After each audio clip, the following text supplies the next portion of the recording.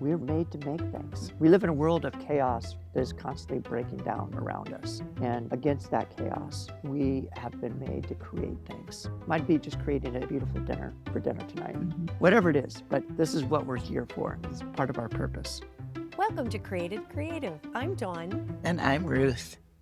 It's sort of spring here. Is it 77 degrees? Multiple days. Yeah. It got warm enough that the sprinklers came on in the playgrounds one of the days. Oh, wow. Which it needs to be 80 for that. Most playgrounds have some kind of water component because the playgrounds also are where the bathrooms are, of course. So they have plumbing anyway. Might as well have a sprinkler for the kids to play in. And not just reaching 77, everybody rotated their closet. People are not wearing their all black. And when it's gotten a little colder, they're layering up, not putting on the puffer jacket and the different shoes. So spring is well on the way. Yes. And the city, because it's walkable, feels so much smaller as soon as it's warm enough to walk easily everywhere. Yeah, everyone's been going a little nuts here. You know, the few warm days that we've had, just everybody's outside and everyone's happier, you know, and it's, in fact, on Wednesday night for confirmation, we happened to be talking about the first article of the Apostles' Creed, you know, God the Creator. And so we're like, we're just going outside. That's what we're doing. Into creation. Yes. We went down to the river walk and did a walk. My youth and family minister at my church is amazing. She used to be a teacher and she's just that person that's always prepared. And like when we went for the walk, she had this huge backpack and she's got a first aid kit. She had a whistle in case, you know, you could round up the kids. And on the walk, we walked like along this boardwalk along the river to a park. And then she pulls out like a ton of like ice cream snacks to give to the kids. So she kept it that cold. Yeah, it was like a refrigerated pack in there that she had all these snacks in there. So she's incredible. She's prepared for any scenario. Wow. And then when we got back, kids were like, that's the best confirmation class we've ever had. And I was like, I agree. Yeah. Anyway, it was a good time out. Yes, we've been to the Botanic garden 3 times in a week. And we're just going to be regulars. We joined. So nice. So now we love the garden. We're making friends. We're learning. They have these little activities for 0 to 4-year-olds. So we've learned all kinds of things. That's awesome. And I mean, learning is more powerful out and about. So yeah, everyone is happier when we can finally be outside. And we did learn something too. So. And today's guest was writing about burning ashes outside on a cold, cold night. Yes, that simple act became an entire novel, which is now in the running for a Minnesota Book Award. No, you'll find out in a few weeks. Very fun talking to him. Enjoy this interview with Thomas Maltman.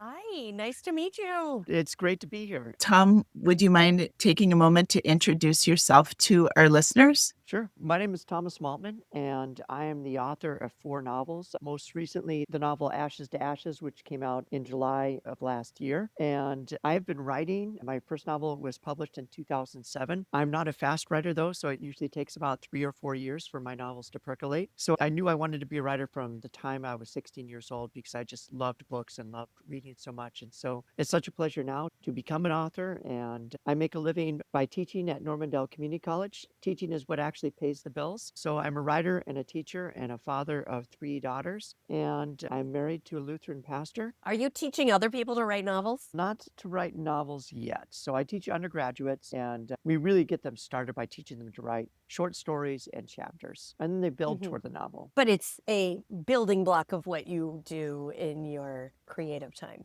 Absolutely. And it's something that a lot of them are really interested in. So many years ago, we sponsored the NaNoWriMo program, National Novel Writing Month. And so we would host daily sessions where students could come in and they could try and get their 1,700 words down. And I just warned them, just don't let it distract from your regular schoolwork. Yeah, I do teach. And eventually I'd like to teach a summer course called the Summer of the Novella. But that's down the line. Very fun. What makes something a novella? I'm an English major, but I don't know exactly the criteria. It's all about the word count. So novella, from my understanding, I think a novella is anywhere between 12,500 words and 25,000 words.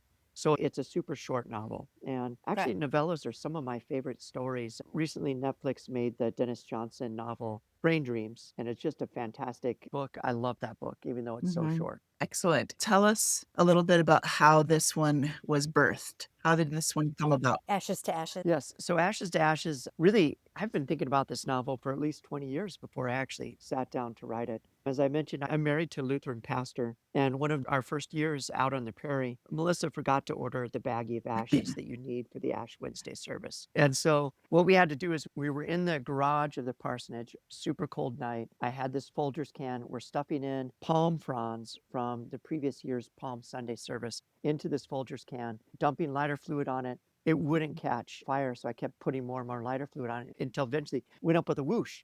But Of course. yes.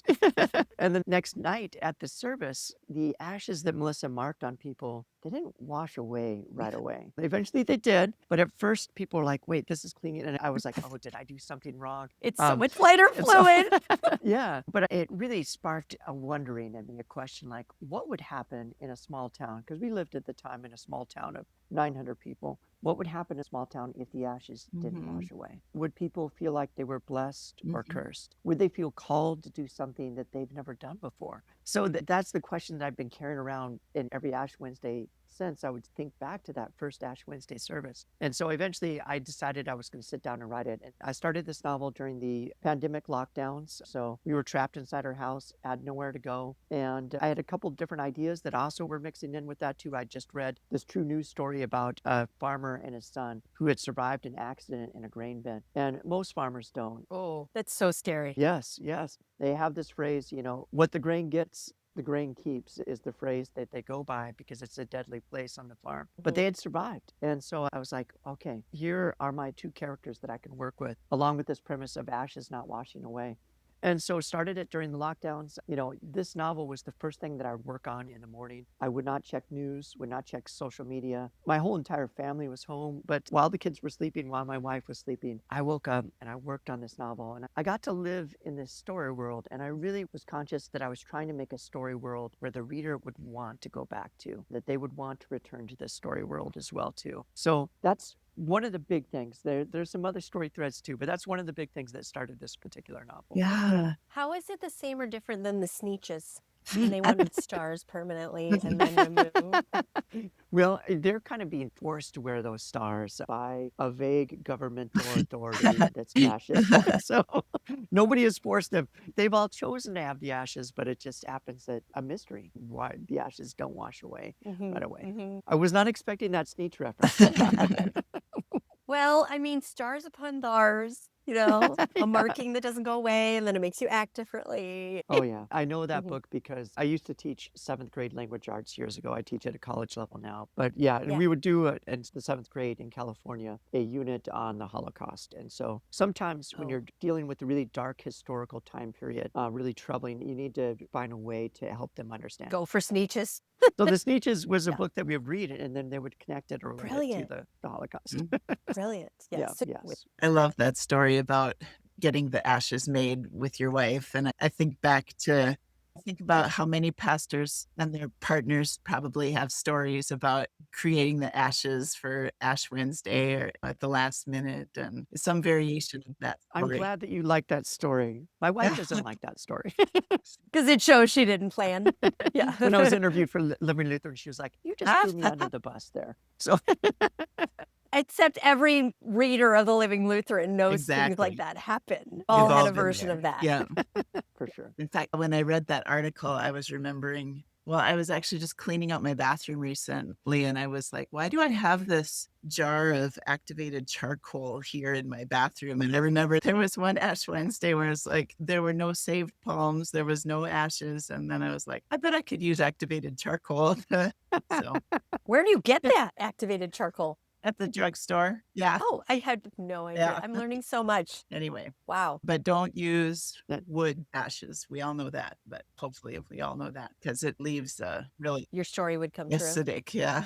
So back to the writing process of the book. So you said you wrote mostly in the mornings? Yes, and that's still my favorite time to write, when the house is quiet. For me, it's just when my mind is freshest. As the day goes on, I accumulate detritus. I accumulate junk, and there's news stories and things like that, and school emails pouring in and things like that too. And so morning time is the time where I can push the world aside and really focus on the story world. And how long? Do you have like a set amount of time that you try to write each morning? So as a general rule, probably about an hour. So on a morning like this morning where I'm planning for different things like the festival that I'm organizing and stuff like that, an hour is about, I can't let myself go over an hour. But sometimes I go over that hour. If I'm like, okay, I got to get this page done.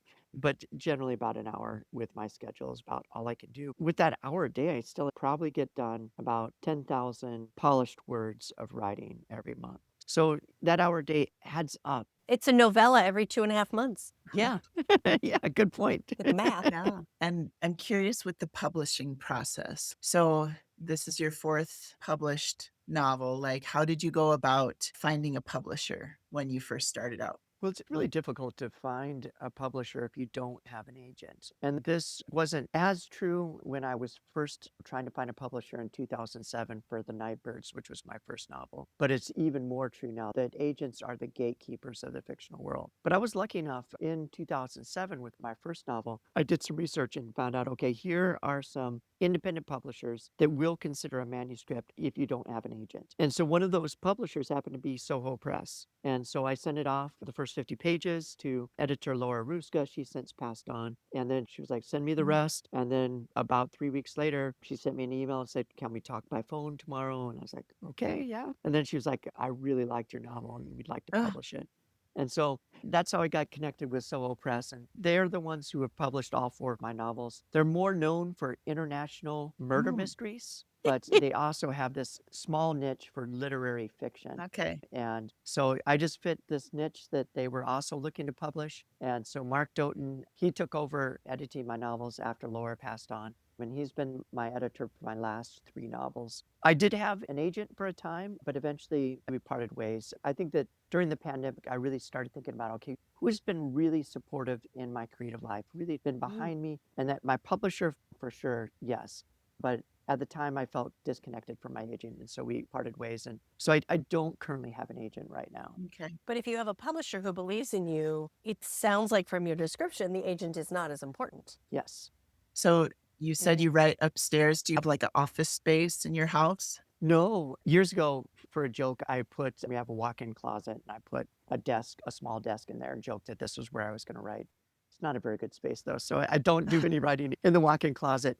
But what I found during the pandemic, my most valuable writing tool was actually a set of noise-canceling headphones. I could see that Dawn has small children in her household, too, and with children around, with having 3 daughters and a busy household, those noise canceling headphones, I can put them on and put on some music. I love to write to movie soundtracks. And so I get these movie soundtracks going and I can hear the suspenseful music and I can be off in my own world. I've met a lot of writers who have hangups. Like one of the writers who I know, he just talked about how he couldn't write at home because when he was writing at home, he'd start thinking about the laundry that he had to do or this or that. And so he'd have to go out to a cafe. But I've always just learned that I can write anywhere. As long as I've got those headphones on, I've written on trains, I've written on airplanes, anywhere that I've got these headphones or a journal that I can keep notes in, I can do writing. And so it's what I prefer for my students too. Really what I try and push them toward, encourage them toward is that not having those hangouts, but learning that you can write anywhere. It sounds like you have childcare though during those times, or they're sleeping.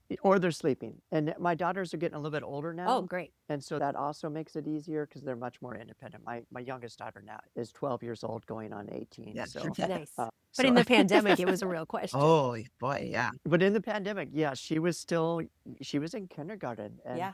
yeah, she needed a lot of attention and direction to get on to her online classes. And I'm home with my daughters during the summer a lot too, because I do teach online during the summer, but Okay. I'm the primary caretaker Love then, it. the one taking them everything too. But yeah, in the morning, that's the secret Yeah. Right. for me. Before they wake up. anyways. Yeah. The secret is being a morning person. Yeah. Yes, if only we had control over that. Yeah. You know? Yeah. I'm just lucky that Yeah. it just happens to be that true for me. Good. So how has it gone with sharing your works with the world? Like, do you do a lot of podcasts like this or magazine interviews like the Living Lutheran, or how do you like to share your works with the world? That's a great question, Ruth. And honestly, I was at a summer book event this past summer and I met another author, Andy DeYoung. He also is the CEO of Augsburg's Fortress Press, their publishing house there too. And he looked at me candidly. He said, I don't know how people find books these days. And the honest truth is that even on a local level, the Star Tribune used to be this legendary 2-page spread with multiple book interviews and things like that, to book reviews from editors around the country. Now it's just one page with maybe 2 books featured. And so there are a lot of books that get Yeah. lost out there. And that was my fear with Ashes to Ashes, is that it might get lost. I was lucky enough to get a really nice review in the Pioneer Press. Lucky enough that the Star Tribune featured it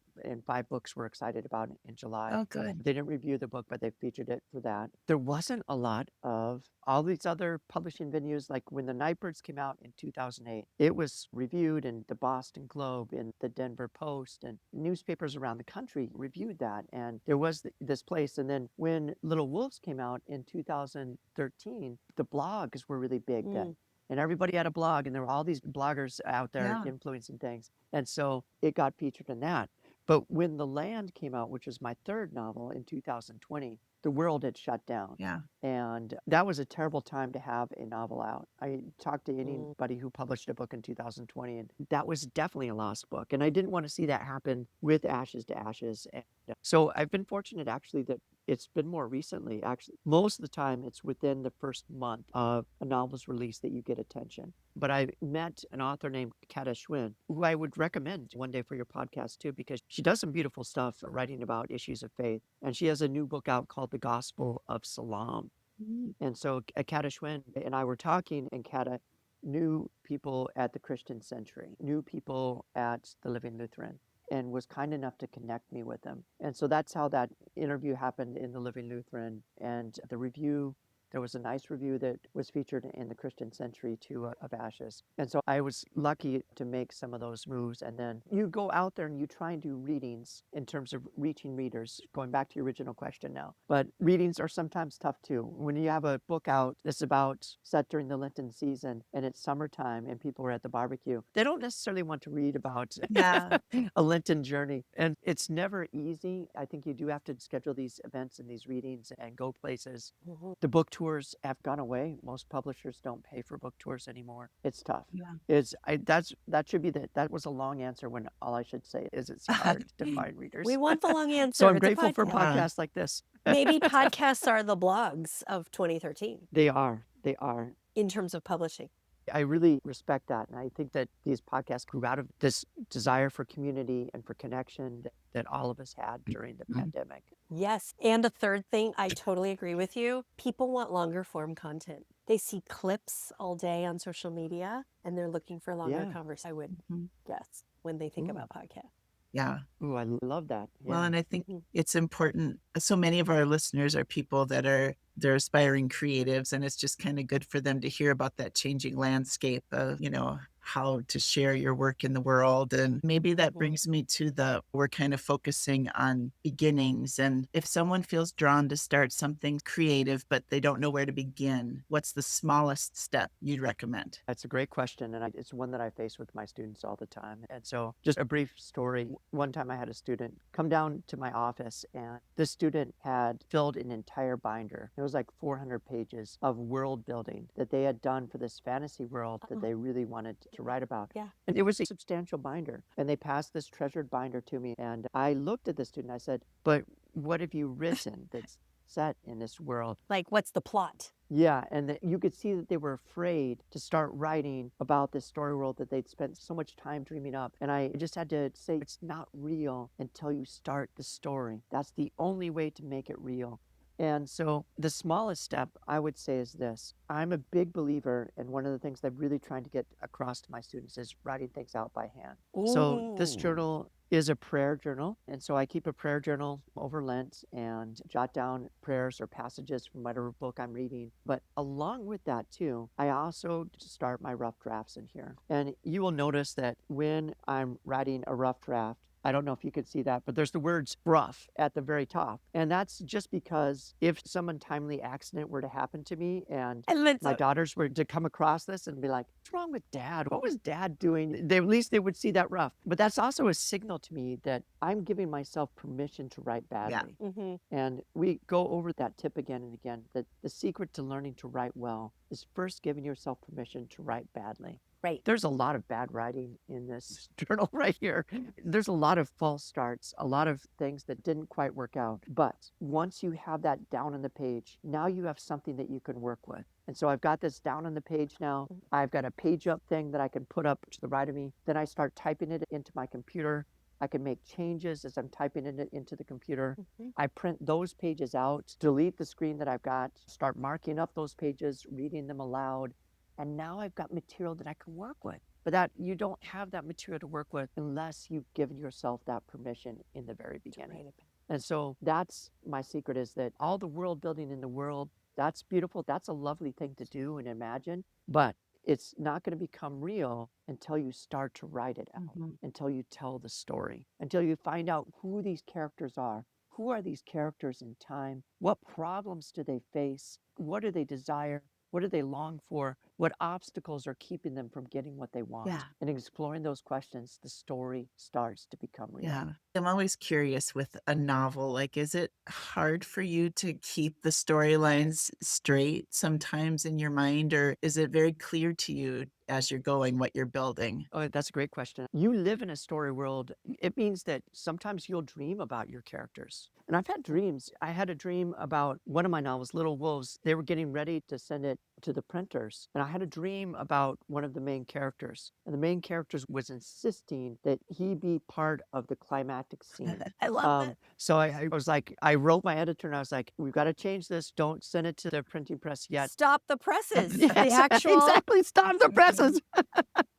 And he was like, "Oh, so you had a dream?" And but yeah, and so I did. But that new ending works so much better. But yeah, you live in this story world, and these characters. Like, I cried while writing scenes in Ashes to Ashes because you live alongside your characters, and so it's hard when you finish it, when you send it out. You're still thinking about that story world, and so I've had that now where I send out another manuscript to my editor, and I've been working on something different now. But I'll still feel that story will kind of calling me back to it and like making me think about it. And wait, but I'm starting on this new thing here too. So yeah, balancing these story worlds. But the best thing that I think you can do is that once you have finished with something, set it aside, start something new.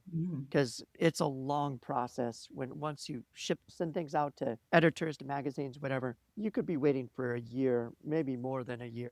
With Ashes, I didn't hear back from my editor for a year. You had a lot of things going on. So it can be a long wait. And the best thing you could do is start something new and keep going, stay in the process, start trying to live in this other new story world that you've got. Yeah. I love how tactile you're. Like, I'm writing with my hand in a journal. Then when I'm typing it, I add to it and print it. And then I read it aloud. Like, you're so much bringing this into the real world and then dreaming in the world. It's very much a part of your actual lived world, as opposed to it just staying inside the computer and sent to the publisher. You know, the whole thing never existed in a physical space. Yeah. Donna, I think that's a great point. Yeah, with that Little Wolves novel too, speaking of tactile, I was having trouble with that climactic scene too. And so I went to Normandale where I teach. And it was winter break, and I acted out that scene. And if somebody had stumbled upon me acting out the scene, they would have been like, "What is that guy doing?" Because it's kind of a violent scene too. You're being all the people and moving. And, yeah. Yeah, but then I realized that one of the characters was going to do something that I hadn't realized that she would do in that moment before. So you were constantly, I feel, as a fiction author, trying to project yourself. Actors do this too. Actors really, I can't think of the technical term for it, but you're really trying to project yourself into this character, this personage, and who is not you, you know? Yeah. Yeah, embody it. Yes. Do you think that gets to a more real truth? I mean, fiction always has kind of a central truth or a message, whether or not you can control what the reader thinks it is. Do you feel like you get to more universal truth by embodying characters? Yeah. That's a big question. That's a deep question too. And I do feel like, yes, that there's a deeper emotional truth, that even though fiction is made up, it's not technically real, it's maybe based on a true story. But as you write, there's an emotional truth that you discover that is very much a part of the story. And that emotional truth going to have that deeper thematic truths that go about it, whether it's about suffering or grief or longing. You're going to touch upon something, and through that emotional truth, you'll find your way to a deeper theme. So the smallest first step we're saying is write in a journal. Any idea, rough draft. Yes. There's something scary about a blank screen. And Yes. the blank page is not quite as scary, especially if you're keeping other things in here, like you're reading poems and Hmm. jotting down lines from a poem that you like, and then that just rolls naturally into the writing that you're going to do. This is obviously something that you love doing. I think that's fair to say, right? I don't even know how to ask this question, but like this is something I think that people who dream about writing a book, I mean, you're someone who has written 4 books that have all been published. And yet, from your very introduction, you said how you earn your living is you are an instructor. So, for people wanting to write, like, getting rich is probably not, it can't be the number one goal. It has to be the love, right? It has to be the love. And if you're chasing after acclaim, that's also in many cases not going to work out. And so it's learning to love that process, loving the process of sitting down to write. It's the best part of my day. And I might have a lot of really great things that also happen today. I approach it with that idea that this is going to be some of the best parts of my day is what I'm doing right here living in this story world. And so I do think that love is a big part of it. To other writers out there, most studies have found that the average author gets, if you're lucky enough to get a publishing contract, it's probably going to be $10,000 or under. And that might be a book that you spent 3 or 4 years working on. And if you're fortunate enough to sell enough copies, you'll start earning advances on that. But there are very few authors that I know who make a living entirely by their writing. I know 2 in all of Minnesota, and Minnesota is filled with writers. There's Yeah. so many writers in this state that it's ridiculous. And yet you still But got featured in the Star Tribune. Yeah. yes, that was fortunate to have that happen. I do think that there's a lot of things that if you start with love, then whatever happens, publishing or no publishing, success or acclaim or no acclaim, you're going to be fed by what you do. And there's something about that this podcast is called Created Creative, and we're made to make things. We live in a world of chaos that is constantly breaking down around us. And against that chaos, we have been made to create things. Might be just creating a beautiful dinner for dinner tonight, whatever it is, but this is what we're here for. It's part of our purpose. I did want to ask you, who are some of your favorite creators? So I mentioned Candace Schwinn, I think is doing some really interesting things with her fiction. I'm good friends with Peter Guy, who is a Minnesota novelist too. Peter's got 5 or 6 novels. I don't know. We used to race, but he passed me up. But Peter's another one who I really admire his work. And I'm fortunate to know a fair number of other writers whose work I also admire. William Kent Kruger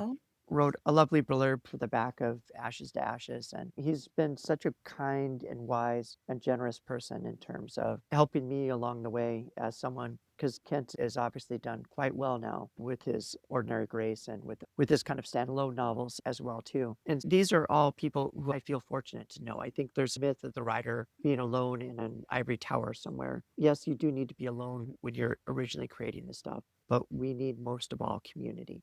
And I feel lucky to be part of several different writing groups that help me get the story right when I go astray, because sometimes I lose my way and they help me. Oh, that's wonderful. I did want to ask, as you think either about this project or future projects, is there anything Dawn could give you coaching on today? Yeah. So, Dawn, I've got a project that I'm struggling with right now. And so my first love when it came to reading, the book that probably saved my life was The Hobbit.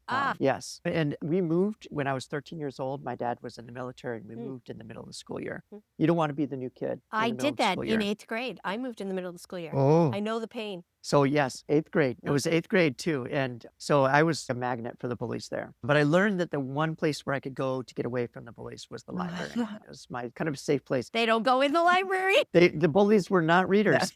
And so I discovered The Hobbit, and that book in a really painful time in my life really gave me this, not just an escape, but an ability to imagine and to dream beyond this tough situation that I was in. And so I fell in love with fantasy novels early on, but I've been writing ever since. When you get into, as an undergrad, when I was studying at the time, they didn't let you write genre. So I wrote what everyone else was writing, which is literary fiction. And all 4 of my novels are literary fiction with maybe some elements of magical realism and things like that mixed in, folklore and history. But my question, right now I'm working on a true fantasy novel, an actual fantasy novel, but I'm struggling with it at the same time too, because it's a different genre that I'm used to. It's one that requires all of this world building to describe the magic systems and things like that too. And so it hasn't come easy. What do you advise people when a project is resistant? Because it's important to me on a personal level that I try and find some way to write fantasy. I'm writing it under a pen name. Your pen name for the other authors out there is your mother's maiden name plus your initials. So this one, if it's ever published, will be published under the name of TJ Majors.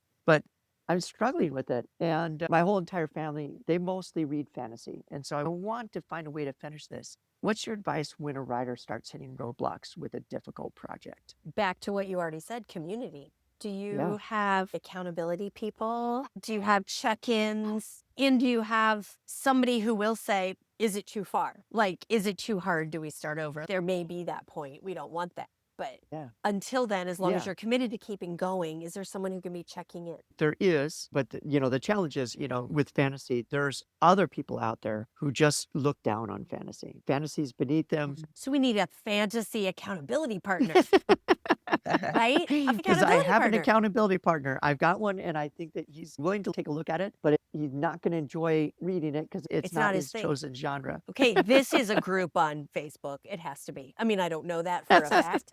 But Fantasy Writers Ooh. United something. Yeah. There's going to be a way Yeah. to find a group, and then within that, an accountability structure of like every Friday you're sending something. Yeah, I like that because I think I do have a couple people who I could reach out to for that. I think that could help too in terms of what's working in the manuscript and not working. Because I know parts are working. I had people on campus read an earlier draft of it, and years later they'll come up and talk to me about this or that scene. So I know there's something here with this manuscript, but it's not easy.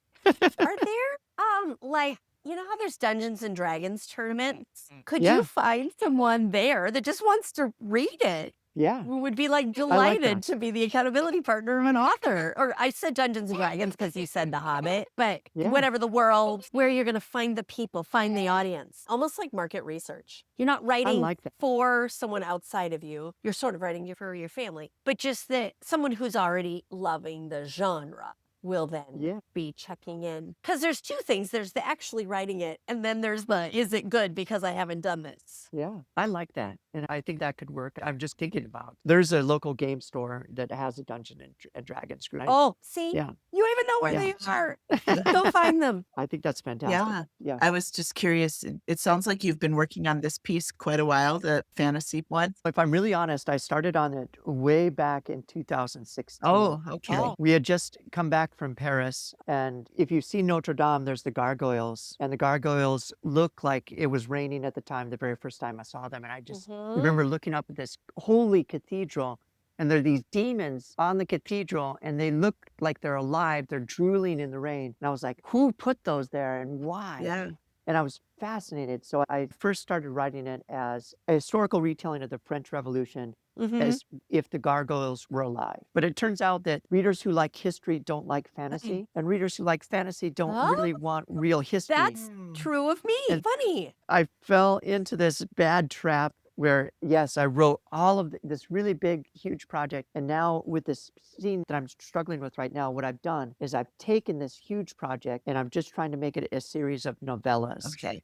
Full-on fantasy, based on a history, but full-on fantasy now. A series of novellas instead of this big novel with all these characters and stuff like that. Oh, it sounds really interesting. Yeah.